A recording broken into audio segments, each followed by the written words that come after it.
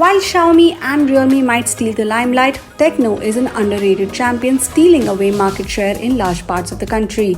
It has higher ambitions and is aiming for the premium mid-range market with the Tecno Phantom X. But specs are just one aspect of a phone.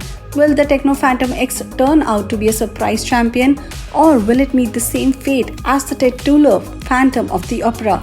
That's what we aim to find out in our review. Glass and metal has been done to death, but the Phantom X proves that there's still room to differentiate. The entire rear panel is finished with textured glass that feels luxurious to the touch and reminds you of OnePlus phones. The finish also helps avoid smudges and fingerprints, which is a definite win. The camera module is also an interesting feature. Most phones have a corner-mounted camera, not so on the Tecno Phantom X. The centrally placed camera module includes 3 sensors as well as an LED flash and certainly looks unique. Over at the front is a curved display with asymmetrical bezels. While the bezels on the left and right are reasonably slim, that's not the case at the top and bottom. You might also be surprised to see the large camera cutout. While the camera notches have gotten pretty small over the years, the Tecno Phantom X is proud of the double-sized cutout that includes not one but 2 cameras in it. One is a massive 48 megapixel sensor and the other with an ultra-wide lens. And yes, there is Gorilla Glass 5 protecting the entire display. We also found the location of the in-display fingerprint sensor to be bang on, and the phone is exceptionally easy and quick to unlock. What the phone lacks in stereo speakers, it makes up in a single loudspeaker that goes plenty loud and has full sounding output.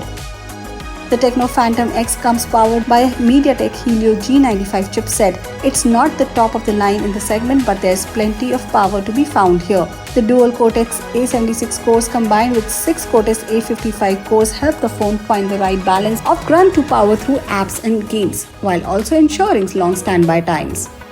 The Phantom X also does an excellent job with battery life. Overall endurance is very good and the phone easily pushes on to deliver a day and a half of use. You can thank the 4700 mAh battery and also very good software optimization for that. Charging speeds are respectable though not best in class. Still, 33-watt charging means that a 30-minute charge is enough for a 50% charge, which in turn will get you a day of use.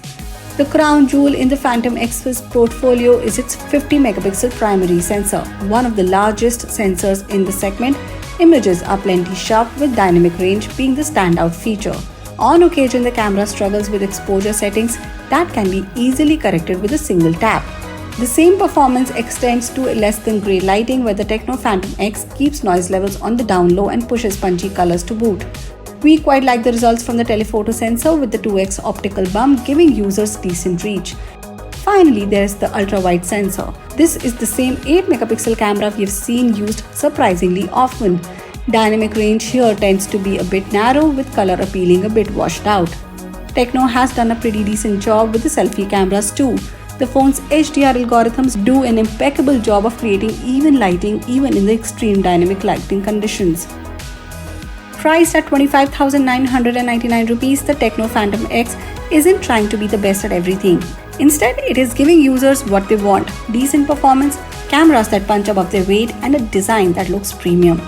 The Tecno Phantom X is a great option for those who need a more well-rounded phone.